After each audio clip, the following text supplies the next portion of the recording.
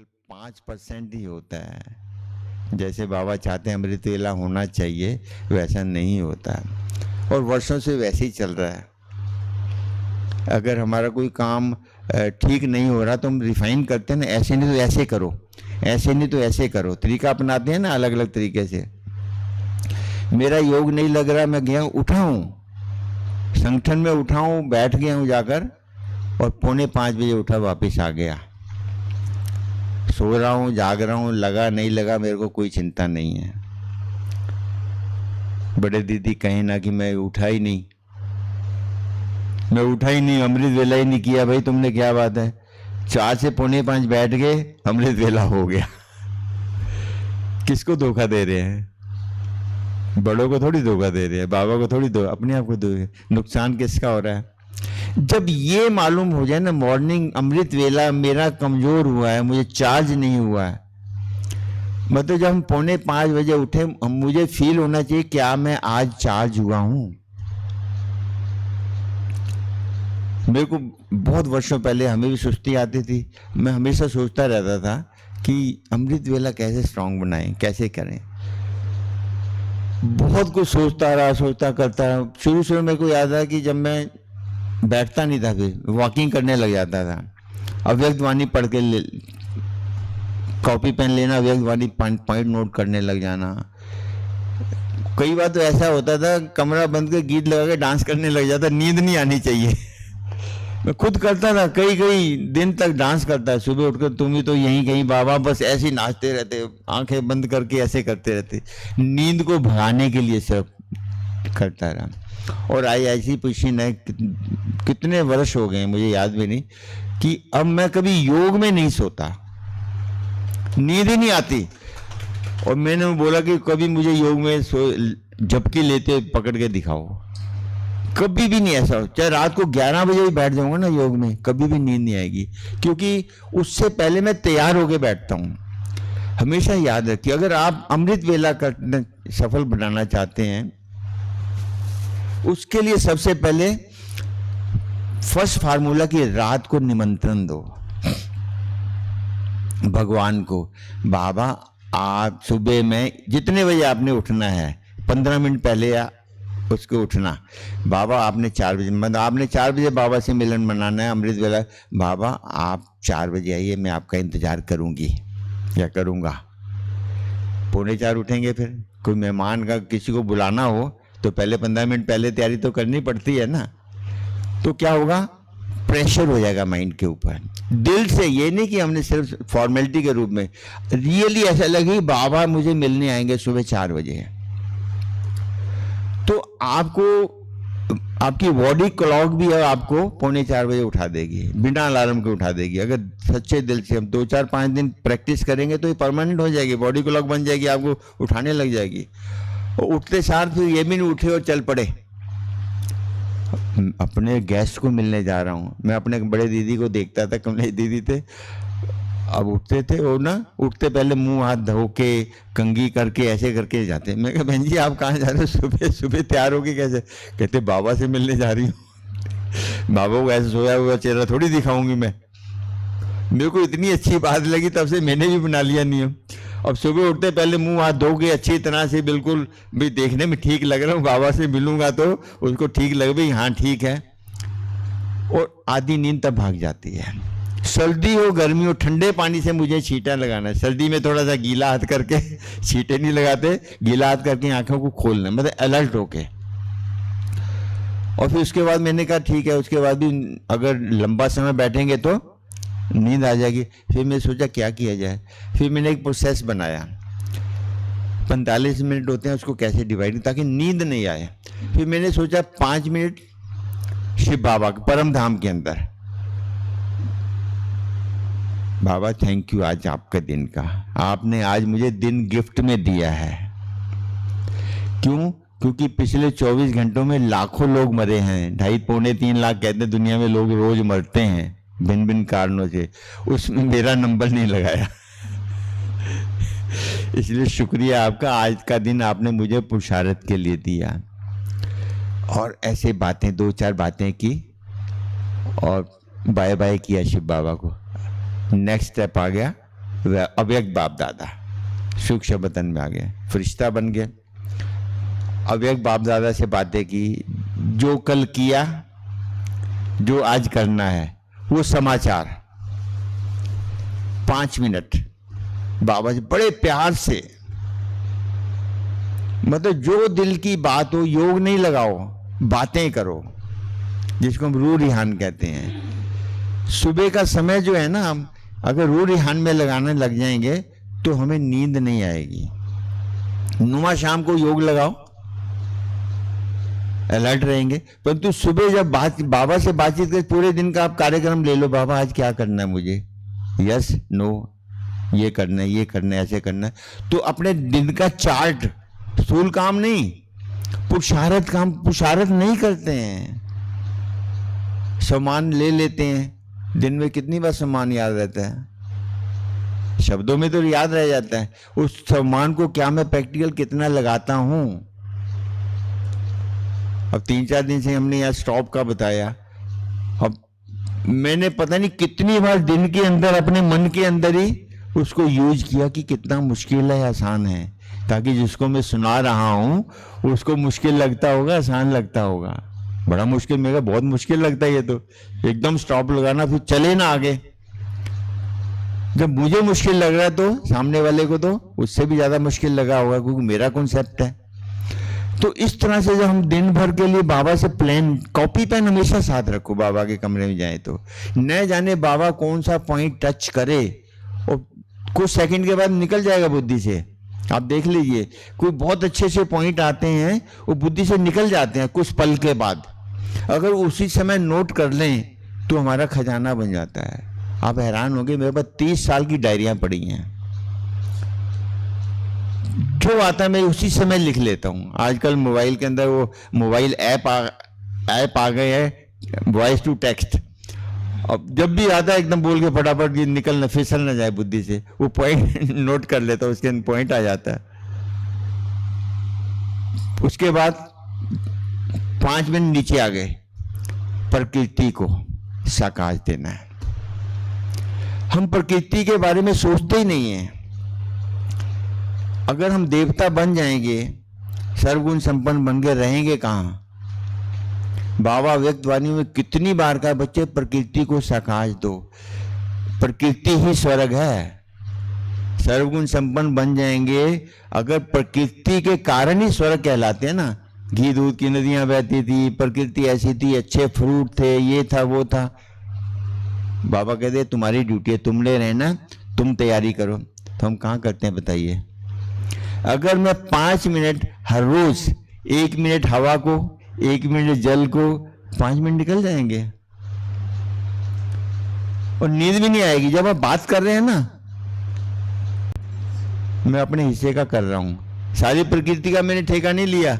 मैं अपनी, ये शरीर भी तो मेरी प्रकृति है ना, अपने शरीर की प्रकृति के लिए मैं प्रकृति को दान कर रहा हूं। चौथा पॉइंट आता, अपने इस शरीर को साकाश देना। क्यों? हमें इन आंखों से ही काम लेना है, इस मुख से भी काम लेना है, अपने एक एक ऑर्गन से हमने काम लेना है दिन भर, अपने लिए, सेवा के लिए। ये भी तो हमारा स्ट्रांग होना चाहिए। मैंने सीखा जब से मुझे हार्ट अटैक आया, और मैं जब भी सुबह उठता हूँ सबसे पहले ब्रेन को सहलाता हूँ। अरे ब्रेन तो कितना काम करता, सारा दिन तेरे को मैं यूज करता रहता हूँ, सॉरी भाई क्या करूँ अभी भाई, तेरे को यूज करना ही है।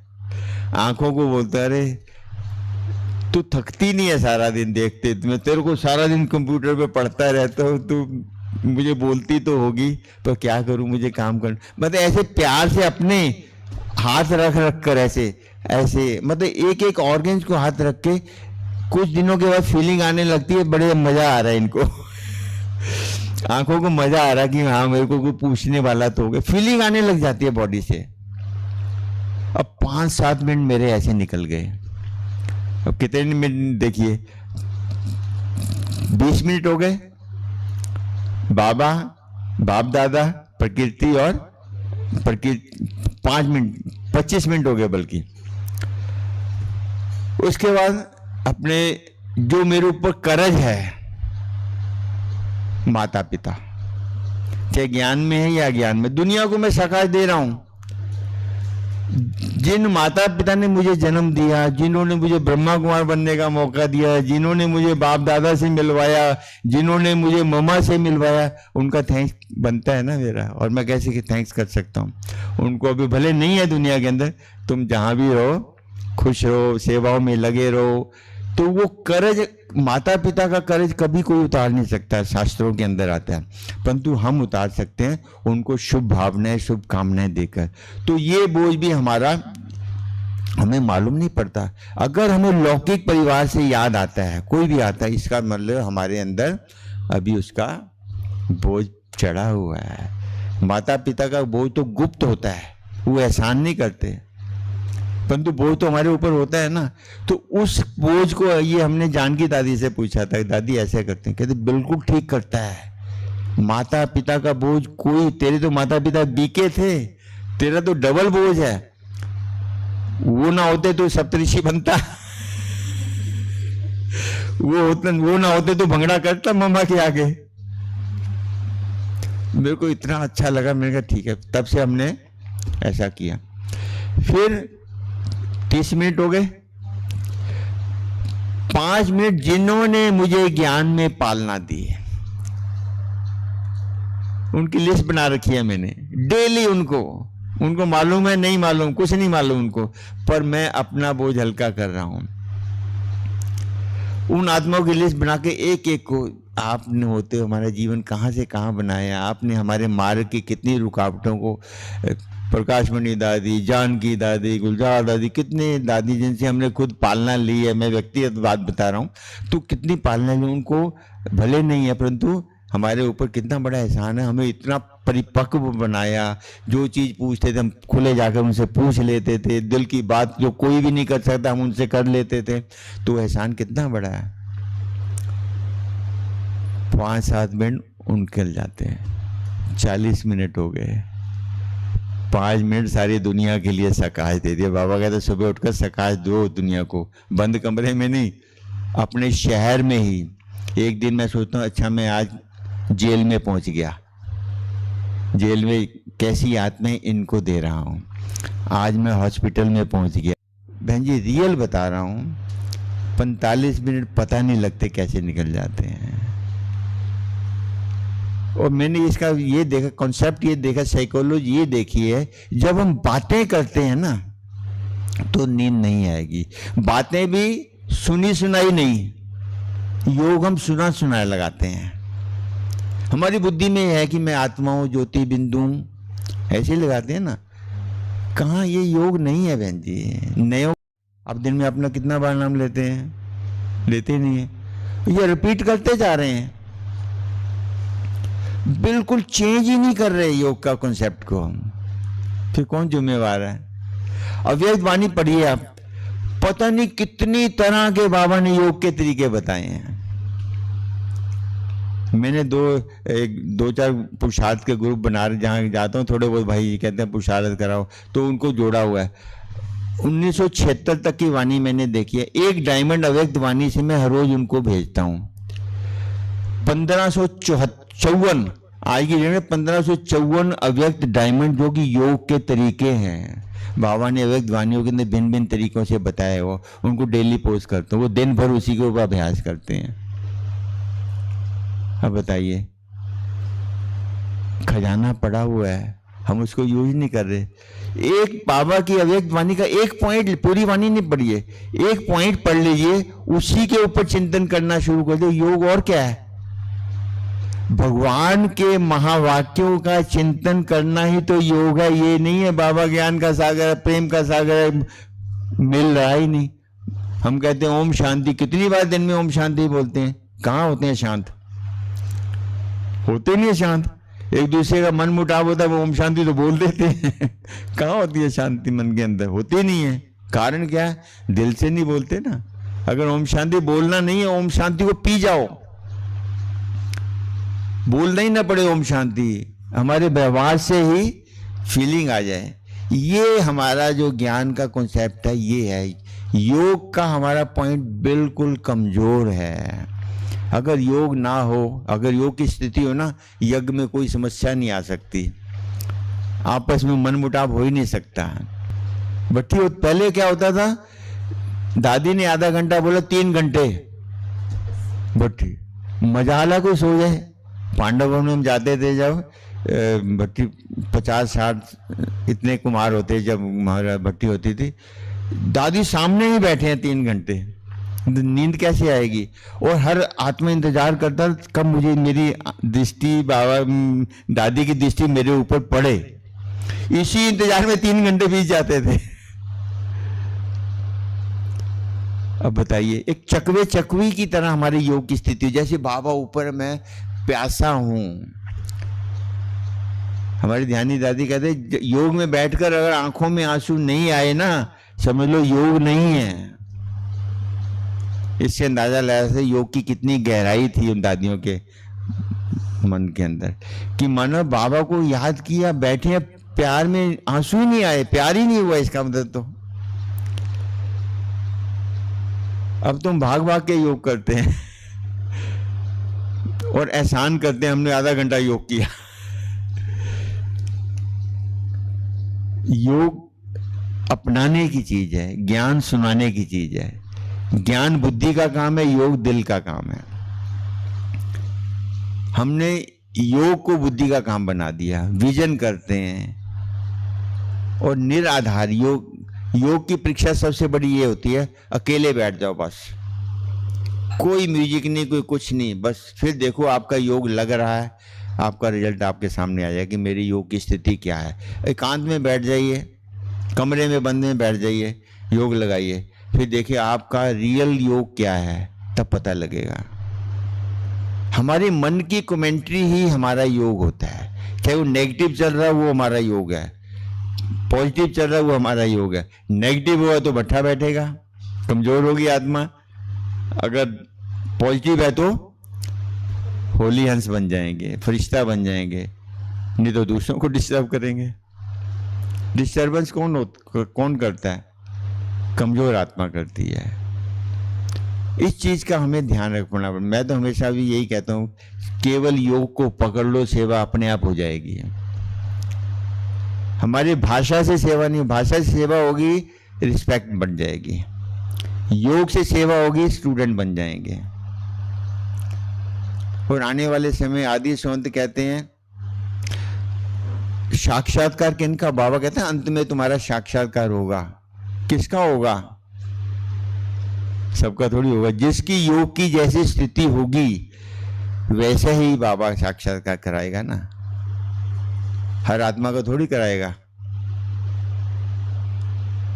अगर मैं कहता हूँ बाबा मेरे से साक्षात्कार कराए, पर क्या मैंने अपने घर को बाबा के आने के लिए तैयार किया है कि बाबा किसी की सेवा करे मेरे द्वारा?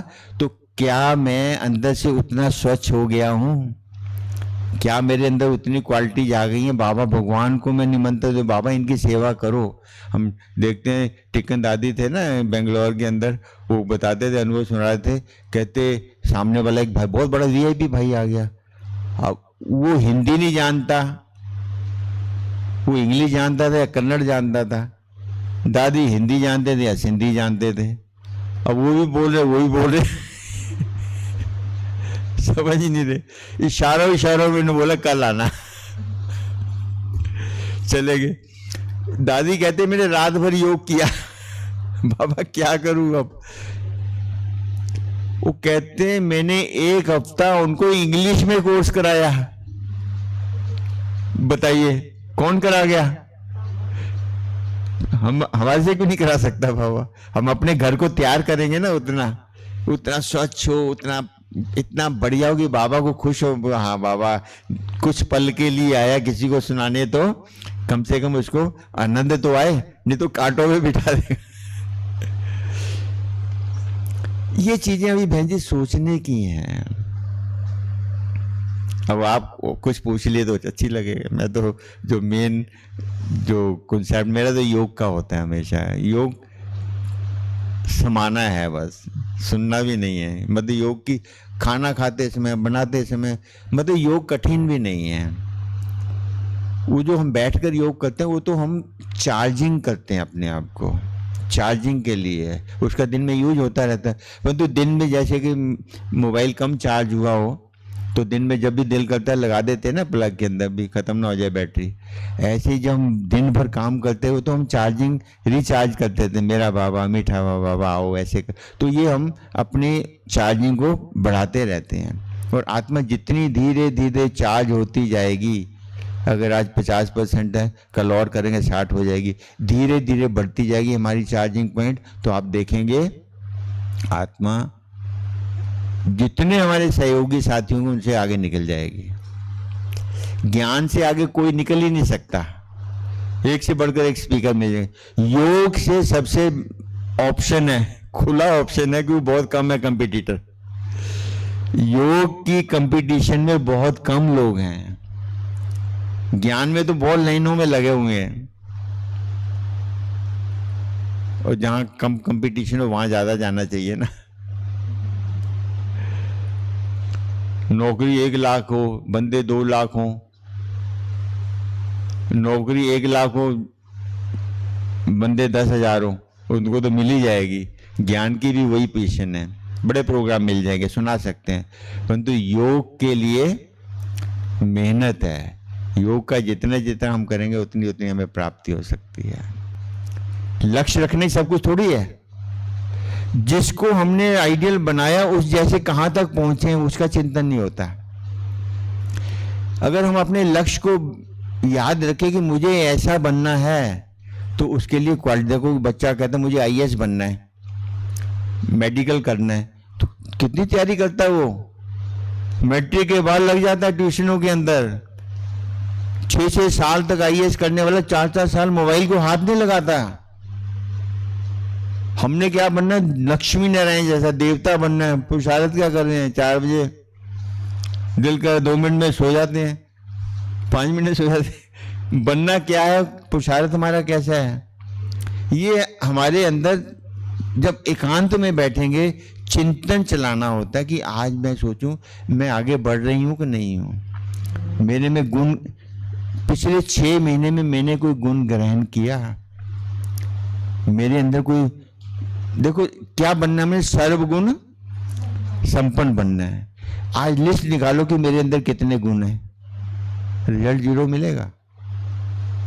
सर्वगुणों की भेंट में अगर मैं कहूं मेरे 3 गुण हैं, बनना सर्वगुण है, गुण 3 है, तो रिजल्ट क्या हो गया। बस यही तो। वैसे मैं चाहे मर्जी समझता हूँ मैं 30 मार्क हूँ, मैं बहुत 65 साल का ज्ञान में हूँ और मेरे गुण अंदर 3-4 ही हैं, तो धर्मराज कहेगा अच्छा कितने गुण है, अच्छा 3 गुण है, चल इसको त्रेता युग के लास्ट में भेज देना। भी सर्वगुण संपन्न वाले तो पहले ही जाएंगे, जो त्रेता युग वाले 14 कला वाले जाएंगे, जो थोड़े बहुत बचे होंगे द्वापर और त्रेता में क्या फर्क है। लास्ट के 2 जन्म ले लीजिए त्रेता युग के, और द्वापर का पहला जन्म कितने कला है, उसमें 8 कला 9 कला है, तो उसमें क्या होगा, थोड़ी 10 हो, एक कला और बढ़ेगी, ऊपर जाएंगे थोड़ी 1 कला, तो वहां नंबर लगेगा। हम कितने मजे खुश होते हैं ना अपने आप की, हम इतने ज्ञानी हैं, परंतु अगर हमारे में गुण नहीं है, और गुण आएंगे योग की शक्ति से। योग गुणों का चिंतन ही योग है। हम देखो मैं आत्मा शांत स्वरूप गुण है ना, प्रेम स्वरूप गुण है ना। अब इतने वर्षों से करें, मैं कितना प्रेम स्वरूप बनाऊं, कितना शांत स्वरूप बनाऊं, कहाँ योग लग रहा है। अगर वो हमारे अंदर क्वांटिटी नहीं बढ़ती जा रही, अगर नहीं बढ़ रही है उसकी क्वांटिटी, शांति का लेवल नहीं बढ़ता जा रहा है, इसका मतलब मैं योग नहीं लग रहा मेरा। गुण होंगे तो हम आगे बढ़ेंगे। बाबा भी खुश गुणवान पे होता है, बैठने वाले पे नहीं, क्यों, उसका पता है मेरा बच्चा अच्छा, अब ये 5 गुण आ गए, अब 7 गुण आ गए, ये मेरी आशाओं का दीपक बन रहा है, मेरे फरमान को पूरा चल रहा है। कहता अच्छा ये कितने साल, 20 साल, गुण 1 है, बाबा रिजेक्ट कर देगा। मैं बताऊँ क्या करता हूँ, सुबह उठकर सबसे पहले धर्मराज को गुड मॉर्निंग करता हूँ, खुले आकाश में जाता हूँ। सच बताता हूँ, मैं अपना अनुभव बता रहा हूँ, रियली वर्षों से कर रहा हूँ। मैं आपको बता दिया, वैसे आप भी हंसेंगे।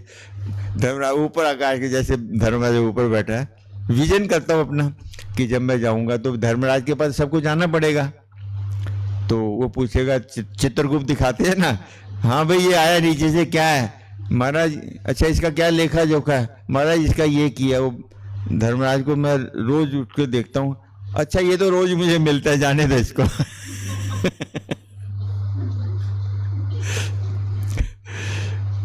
सुबह उठ के पूछता मैं क्या बोलता हूँ धर्मराज, आप भी हंस रहे होंगे। धर्मराज को बोलता देखो जो हूँ जैसा हूँ तेरा हूँ, स्वीकार करना, और जो तू देगा खुली आंखों से देना, बंद आंखों से नहीं देना। मतलब जो सजा देनी है, पनिशमेंट देनी है, ताकि मैं उसको न्यूट्रल कर सकूं। तो ये मैंने मतलब हमें सीखने को मिलता है ना। मैं ना अमृतसर में गया, राजबहन का शरीर छोड़ा था राजबहन जी अमृतसर वालों ने, तो मैं बरसात हो रही थी, डेड बॉडी जला रहे, मतलब हर चीज़ से सीखने की इच्छा हो ना, सीखी जाती है। तो सब लगे, मैं बाहर आ गया, थोड़ा हार्ट के कारण थोड़ा मैं बाहर आ गया, हुम्बस सी थी, सांस कमर।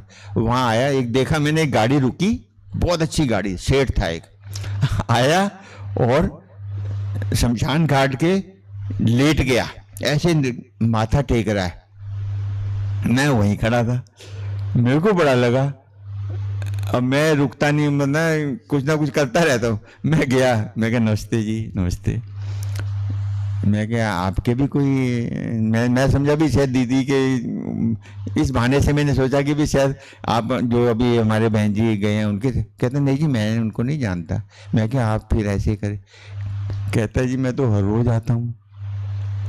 मैं क्या किस लिए आते हो जी, जब आपका, कहता जी आना तो यही है ना। कहता दोस्ती करने आता हूँ। कहता दोस्ती करने आता हूँ, यहाँ आऊँगा, मुझे तंग ना करियो, आराम से लेके जाइए ऊपर, जाना तो सभी को। मेरे को इतना अच्छा लगा ना वो पॉइंट, तब से मैंने धर्मराज से दोस्ती कर दी। और मैं डेली आंख खुलते ही सबसे पहले मेरा ना उसको गुड मॉर्निंग होता है भी, मैं जो हूं जैसा हूं स्वीकार करना, और ऐसे हाथ कर देता हूं भी देख ले मैंने तुझे बाय बाय कर दी, ऊपर मुझे रोकियो मत। मतलब मेरा कहने का भाव है कि हम नए नए तरीके से अपनी स्थिति को बनाने का, योग का तरीका ढूंढते रहेंगे तो हमारा मोटिवेशन बना है। हमारा मोटिवेशन नहीं बनता, चल रहे हैं बस, पता ही नहीं, वर्षों से एक ही क्लास है, उसी ढंग से चल रहे हैं, वैसे योग लगा रहे हैं, वही सेवा वही है, क्यों कुछ कर ही नहीं रहे ना। नया कौन कराएगा, मुझे अपना नया खुद करना होगा ना, खुद ढूंढना होगा, अपनी नेचर के मुताबिक, अपने स्वभाव के मुताबिक, अपनी अवस्था के मुताबिक कोई नयापन होगा, उमंग उत्साह बनेगा। उमंग उत्साह कोई और नहीं बनाता, अव्यक्त वाणियां हमारे उमंग उत्साह का पंप हैं। मैं आज तक कभी भी क्लास को पढ़ के, सुनकर, याद करके नहीं कराता। बाबा के घर में बैठा हूं, चाहे मैं कहीं भी भाषण करने जाता हूं, टॉपिक होता मन के अंदर, कभी नहीं सोचता पहले ये पॉइंट सुनाऊंगा, दूसरा ये सुनाऊंगा, बिल्कुल नहीं सोच के जाता। सिर्फ बाबा को आह्वान करता हूं, बाबा तेरा काम है, तूने कराना है, और आराम से बिना झिझक के अपने आप ही बाबा काम कराते हैं। प्रेसिडेंट से मिलने जाना था ना, वो उसके सामने बोलना था, अब 3 मिनट में बोलना था, अब कोई हाँ ही नहीं कर रहा था। प्रेसिडेंट के आगे थोड़ा सा, अशोका उनका हॉल है ना, जब प्रेसिडेंट से यूथ विंग 40 वर्ष मनाने गए थे, तो मुझे चंद्रिका बहन ने बोला, कहते अरुण भाई जी एक ड्यूटी है। मैं कहा बोलिए बहन जी। कहते प्रेसिडेंट के सामने ऐसे बोलना है। मैं कहा बहन जी औरों को भेज दो, मैं तो सुनाता रहता हूँ, औरों को ड्यूटी लगा दो। मेरा हमेशा होता है बहन जी औरों को ऑफर करने का, कभी नहीं आज तक संकल्प ही नहीं है कि मैं करूँ। तो हंसने लगे, कहते नहीं आपको ही निभानी होगी। मैं कहा ठीक है कोई बात नहीं। अब मेरे को क्या पता कितना टाइम बोलना है, वो कहते 3 मिनट बोलना है, और 3 मिनट में वो सारा कुछ सुनाना है। और मुझे कृति बहन ने नोट भेज दिया सारा कुछ कि ये ऐसे करना है। तो जब मैं वहाँ गया तो वहाँ के सेक्रेटरी वगैरह जो होते हैं ना, उनकी बड़ी इंस्ट्रक्शन होती हैं। कहते सर 3 मिनट से 10 सेकंड भी ऊपर नहीं होना चाहिए। और टेंशन, प्रेसिडेंट सामने बैठी है, इधर यूथ बैठे हैं, मुझे नहीं मालूम वो 3 बजने में 2 सेकंड पहले मैंने खत्म कर दिया। और सब देखते रह गए। मुझे बिल्कुल भी नहीं लगा कुछ कि मैंने कुछ कहा है। मतलब ये होता है पसीने आ जाए, टेंशन हो जाए, मैं बड़े आराम से सुनाकर चुपचाप आ गया। वो कहते आपने कैसे सुना दिया 3 मिनट? मैं कहा भाई मुझे नहीं मालूम। मतलब हर काम बाबा को छोड़ दे ना। ये तो हमें होता है कि मैंने बहुत अच्छा भाषण किया, मैंने बहुत अच्छी क्लास करी, मैंने वो अंदर अगर नहीं भी होता ना, मन में आता है, उसको स्टॉप करना होता है। मैं तो हमेशा उसको स्टॉप कर, तू क्या है, तेरे को क्या आता है, पहले क्या था तू? तो उससे हमारा अपना ईगो नहीं क्रिएट होता, उससे हमारे मन के अंदर अहम भाव नहीं है, तो मैं दूसरों से आगे हूं। एक बार मैं मधुबन के अंदर बैठा, ओपनिंग सेशन होते हैं ना, उसमें हमें चांस मिलता है, बट सीनियर से चांस मिलता था। एक बार को किसी और को बिठा दिया, मैं सामने बैठा था। एक भाई आया मेरे पास, माया तो आती है ना, कहता भाई जी क्या बात, आज आप यहाँ बैठे हो? वो देखो उसको बिठा दिया, आप सीनियर यहाँ बैठे। मैंने उसको मैंने कहा बाद में बात करेंगे। बाद में मैंने उसको बोला, मैं क्या 20 साल से मैं वहाँ बैठता था, तेरे मन में भी तो आता होगा ना कि मेरे को चांस नहीं मिला, अरुण भाई को दे दे हो। मैं क्या, अगर उसको चांस मिल गया तो मुझे क्यों आना चाहिए भाई? बाबा का घर सबका है ना। मैं क्या देखा कितना खुश हो रहा था, उसका उमंग कितना हो गया। मतलब ये छोटी छोटी बातें हैं जो हमें माया का बंधन बन जाती हैं। मेरे को चांस नहीं मिला, उसको चांस मिल गया, मैं उससे ज्यादा चांस ले सकता हूं, उसको सपोर्ट करूं। बाबा देखेगा ये आत्मा बड़ी जबरदस्त है, ये इसको फीलिंग ही नहीं आ रही है, जो दे रहा है उसको दे रहा है। बाबा इसके मुख से अच्छे शब्द बुलवाओ ताकि सेवा हो जाए, तो नेक्स्ट टाइम बाबा आपको उससे ही बढ़िया चांस दे देगा। ये चीजें हमारे प्रैक्टिकल जीवन में जरूरत है आज के। नहीं तो हम त्याग भी किया, तपस्या भी कर रहे हैं, सब कुछ किया है, अगर सतयुग के अंदर हमारा नंबर भविष्य में भी हमारा ऐसा ना हुआ तो हमारी मेहनत का फल नहीं हमें मिलने वाला। कहते हैं ना कि भाई सब कुछ किया फिर भी कुछ नहीं मिला, ये हमारी पोजीशन होने वाली है लास्ट के अंदर। और सच बताता हूं मैं, जाते हैं ना गृहस्थी, हमारे से कई गृहस्थी बहुत बहुत अच्छे मिलते हैं। चीजें हमारे जीवन हमें सीखने को मिलती हैं। हर व्यक्ति से हमें सीखने की जब हमारे अंदर लगन हो जाए तो हमारे कदम पुरुषार्थ की तरफ अपने आप बढ़ते जाएंगे। पर हम एक दूसरे को देखकर डिस्टर्ब हो जाते हैं, एक दूसरे से कंपेयर, हम कहते हैं ना कंपेयर ना करो, कंपैरिजन ना करो एक दूसरे। बड़ी अच्छी अच्छी क्लासेज हम कराते हैं, परंतु हम खुद ही उसी में फंसे हुए होते हैं। इन चीज़ों से हम अब तो छूट जाना चाहिए, क्योंकि समय, पेपर जब होता है ना, लास्ट टाइम हो जाता है, पेपर के 2-3 महीने रह जाते हैं, तो स्टूडेंट, वही जो नालायक स्टूडेंट होता है, खेलने वाला स्टूडेंट होता है, सब कुछ छोड़ देता है। वो 3 महीने के अंदर ही पूरे साल का रिजल्ट निकाल सकता है। अब वो समय है, क्योंकि मैं तो हमेशा कहता हूँ कि हमने संगम को उगते हुए भी देखा है और डूबते हुए भी देख रहे हैं। तो वो समय आएगा, अभी सोने का समय नहीं। हम कहते थे, ध्यानी दादी से हम पूछते थे, दादी संगम युग कब पूरा होगा? और वह कहते हो अगली दिवाली नहीं आएगी, अगली दिवाली नहीं आएगी। तो दादी कहते, हमें बाबा कभी कभी बताते थे, जब सब दादियाँ चली जाएंगी समझ लेना संगम पूरा हो गया। मैं तो रतन मुनि दादी का इंतजार कर रहा था, जब तक है तो मानो संगम चल रहा है। जिस दिन रतन मुनि दादी के भाई बहन जी, मैंने अपने पुरुषार्थ को और तीव्र शुरू कर दिया कि अब संगम का समय नहीं रहा, अभी चेंज का समय आ गया है, विनाश का समय को, ताऊ जी का काम शुरू हो गया। शंकर को हम ताऊ जी कहते होते थे पहले। मैं वो क्या करता, वो क्या करेगा, अब उसका काम शुरू हुआ है। ब्रह्मा विष्णु का तो भविष्य में होगा, ब्रह्मा का काम पूरा होगा व्यक्त अव्यक्त में। अब शंकर ताऊ क्या करेगा, उसको क्यों बिठाया, उसका कोई काम तो होगा ना। अब उसका कार्य शुरू हो गया। बस जब उसका कार्य शुरू हो, किसी से वो नहीं करता ये मेरा ये तेरा, वो सबके लिए बराबर है, चाहे बीके है या नॉन बीके है। सजा उसने सबको एक सी देनी है। उस सजा में मुझे अपना कैसा बचाव करना, जितनी मैंने खजाने इकट्ठे किए होंगे वो मेरी बचाव की शक्ति है। जैसे कोई भूचाल आ जाए, भूकंप आ जाए, मेरी जेब में पैसे हैं तो मैं बचा के रखूंगी, जिस पे नहीं हो तो सड़क पे आ जाएगा, देखेगा कैसे मिले मुझे, वो चीज़ है। भूचाल आ गया, सब बैठे इधर उधर, मतलब मैं कई तरह एक्सपेरिमेंट, मैं हफ्ते में एक दिन भोजन नहीं करता, इस लिहाज से कि भविष्य में कभी ऐसी स्थिति आ गई भूखे रहना पड़े, मेरी अवस्था कैसी होगी। मतलब ये समय हमें अब अपने आप को संभालने का है, पुरुषार्थ का है, इधर उधर की बातों को छोड़ने का है। मैं तो यही आप लोगों को कहना चाहता हूँ कि अभी संगम युग बहुत कम समय रह गया है पूरा करने का, उसमें हमें तैयारी हमें पूरी करनी होगी, नहीं तो फिर हमें पश्चाताप करना पड़ेगा। सबसे ज़्यादा परेशानी हमें होगी। हमें समय भी मिला, बाबा ने कहा भी, वार्निंग भी दी, परंतु भगवान की नहीं माने तो डबल पनिशमेंट है। उनको तो मालूम ही नहीं भगवान कह रहा है, हमें मालूम है भगवान ने कहा, फिर हमने उसका कहना नहीं माना तो हमें समस्या हो सकती है। ओम शांति। कोई बात ऊपर नीचे हो तो फील ना करना नहीं, कुछ ऐसी बात होती है, मुख से निकल जाती है।